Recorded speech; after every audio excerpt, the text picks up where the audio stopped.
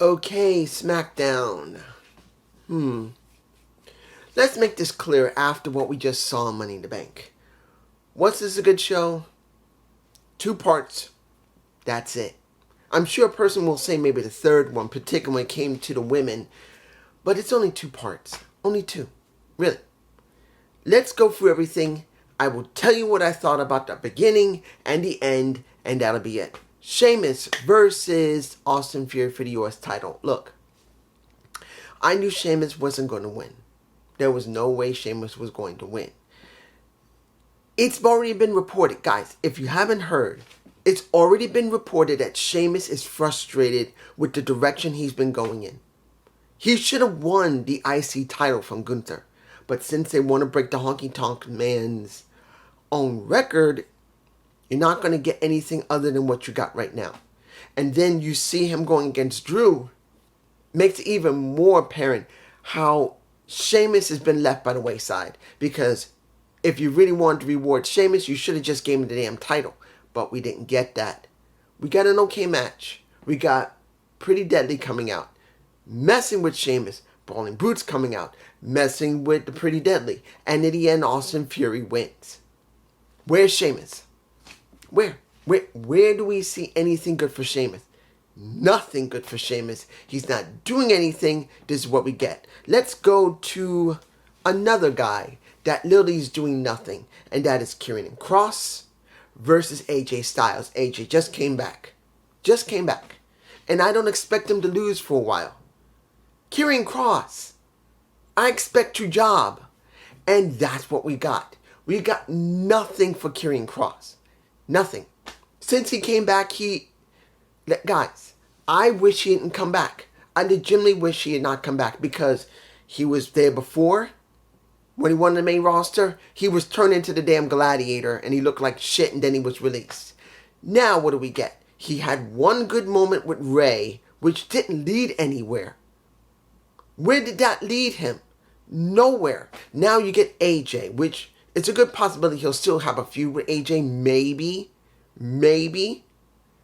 But in the end, if this is even considered a feud with Michan, with him, along with Scarlett dealing with Michan, we may get a Scarlett versus a Mia Yim match. That's what I think is going to happen. We're going to have Scarlett go up against Mia Yim because they had their interaction. I think it may just happen if it hasn't already happened already. There's nothing for Karrion Kross. There's nothing for Scarlett. And there's nothing for Michan. The only thing that's good is possibly for AJ. Let's move on. Okay. The Grayson Waller match and also the Grayson Waller effect. Let's do the match itself first. Let me give it to you like this. Did Grayson Waller look good with Edge? Yes, he did. Did Grayson Waller push him a little bit? Yes, he did. Did the people love Edge? Yes, they did. And in the end, when it was all over, and I didn't expect Edge to job here, even though this was his debut match, Grayson Waller lost. But Edge gave him a slight Edge gave him a rub saying, "You can swim." Now, going to the Grayson Waller effect, when Edge came on the show and he's thanking everybody because he's now been in the business 25 years, which technically is not true because he's been out of work for over 7 years, nearly 8. Nearly 7 to 8 years he was out. I can't remember. I think it's 7 years he was out. Or was it 9 years? I can't remember. I think 9 years he was out. So even though it's been 25 years, he missed 9 years of that 25. He thanked everybody. Grayson Waller tried to ham it up and tried to say that Edge is finished. He's retired. When Edge is saying he's not retired, that now Edge knows one thing, 2 things. That the fans are the ones who got him where he was. That his very first match was in Madison Square Garden. And also, he will go up against Grayson Waller in his first debut match. Let's put this in perspective. Is Grayson Waller over? No. Did this match help Grayson Waller? No. Will Grayson Waller have a feud with Edge? I don't know. Is possible Grayson Waller going back to the Grayson Waller effect? Yes, because that's why I think they're going to stick him, unless they do push him away from it and he starts wrestling all the time. I just don't see anything good for Grayson Waller unless they really are going to do something. Throw him in a feud with Edge. I don't know if they will. I think they'll just put him back on the Grayson Waller effect until they think they got something. I don't know. The women's segment. We got Asuka and Ring. She barely got anything out before Bianca came out to beat her ass. Then we got Charlotte coming out in almost a see-through clothes again. She likes wearing those kind of clothes where almost her entire body could be seen. Her tits could be seen. Her tchotchke could be seen. She had a fight. And then not only did we get Io Sky, we also got Bayley helping Io to try and cash in her Money in the Bank, which did not happen, and Asuka got away. I'm going to be honest here. Do I care about this? No. No. If anybody said, this is great TV, how? How is it great TV? Yes, they're having contention for the title, but it doesn't feel important though. Guys, for months, we had titles switched on the shows. They finally straightened that out.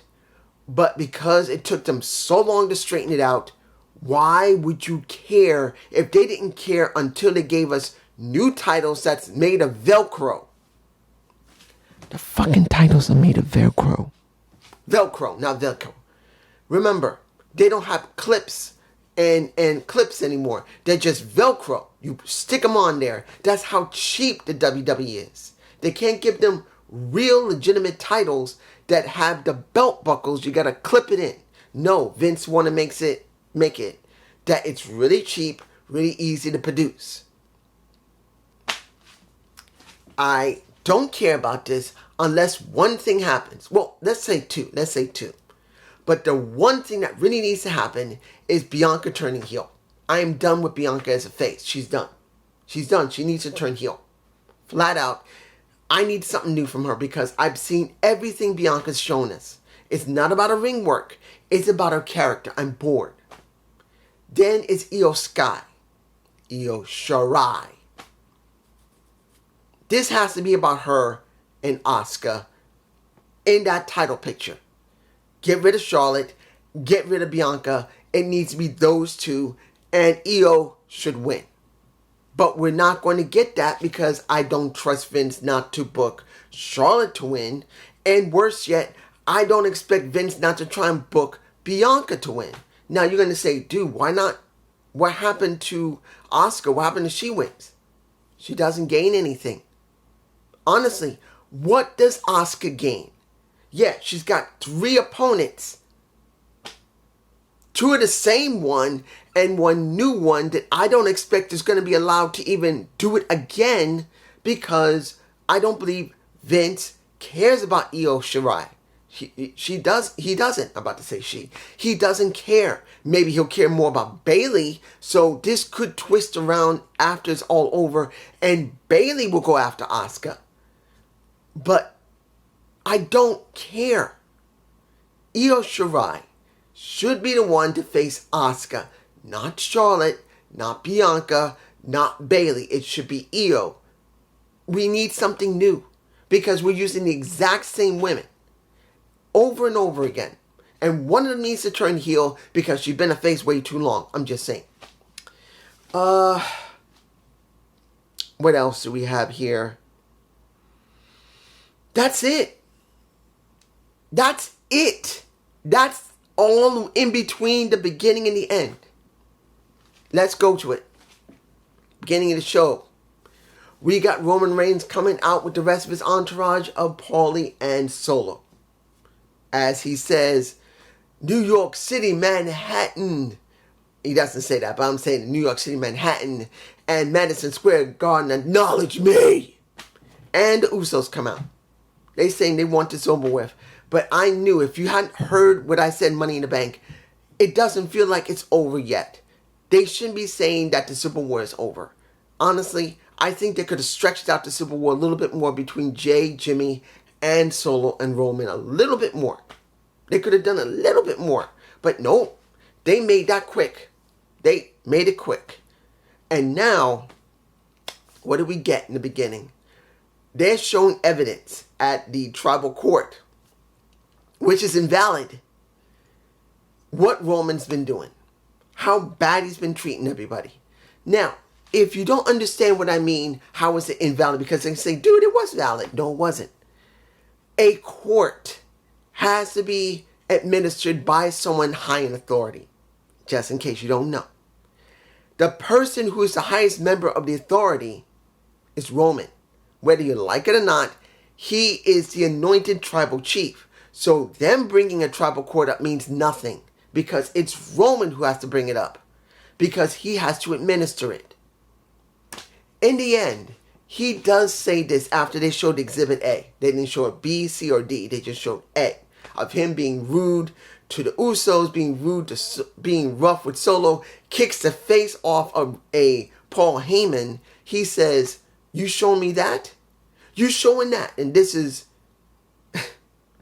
Roman's only talking to Jay. He ain't talking to Jimmy. He ain't talking to Wise Man. He is not even talking to Solo. He's looking straight at Jay. And he makes it very clear. How could you do this? My daughter's in the back. My daughter's back there watching that. You're trying to show the most evil side of me? Something that's not true? I never wanted this job. I was told by the elders, this is something I got to do for the family, for the bloodline, for all of you. I did this for you, and especially you, Jay. I did it. And I'm supposed to get you ready to be the next tribal chief. I never wanted this responsibility. I didn't need it. I had everything I wanted. I'm current champion. I got all the money I want. I didn't have to do a damn thing. But this is what they said I had to do. It's my responsibility as the head of the table. And then he says, I'm tired of this. I don't want it. He rips off because it's Velcro, rips off, throws it to the ground. He looks at Jay. He takes off his, I don't know what they call it. It's basically like I can't remember what they call that. Basically, took off his beads, puts it on Jay, reluctantly going, then kneels in front of Jay, prostrating himself in front of Jay, and Jay moved, holds the beads to his chest, puts his hand on Roman, and is consoling him, and then the nut shot. The beatdown after that, and then Jimmy basically sent to the hospital, the medical facility. In the end, what do we get at the end of the show? You got Roman coming out, and that's after he heard that Jay was back in the building. Jay comes down from, he just did a little bit of Dean Ambrose. Jay decides, after the Acknowledge Me run, he comes down from the crowd. He beats up on Solo. He nails him, jumps into the ring. He grabs the title, and Roman's telling him, put that damn thing down. And he says, you know what? I'm done. I'm done. You went and took out the one person that's next to me? The one person that means the most to me? Oh no, I'm the jury. What is it? You see I'm a little fried because it's been warm in this apartment. He is the prosecutor. He is the jury. He's the judge, jury, and execution. There you go. He said he's the judge. He's the jury. He's the executioner. That is what Jay is. He is now wanting a match. But here's the thing.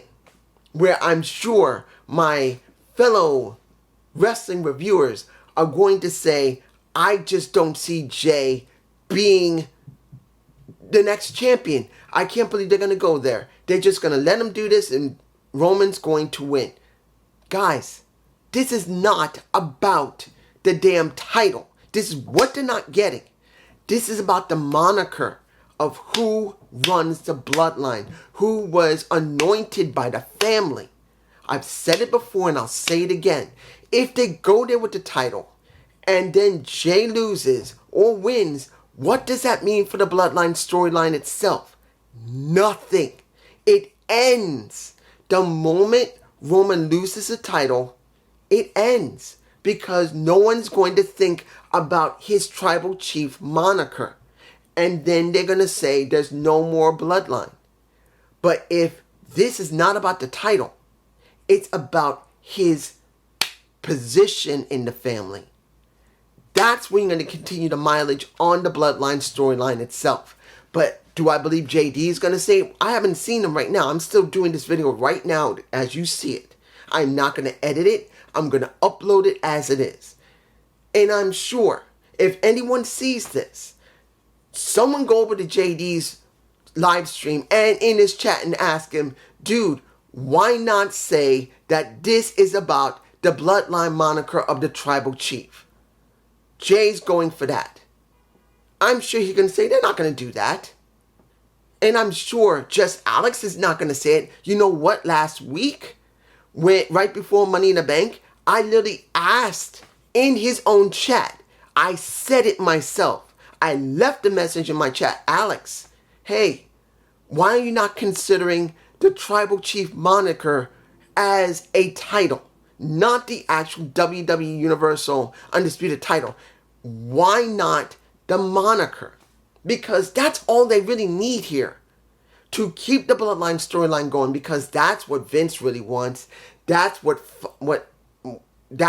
the people who run the company is going to want, and that's going to be USA and Fox, because they're getting and Peacock, they're getting a huge mileage out of the Bloodline storyline.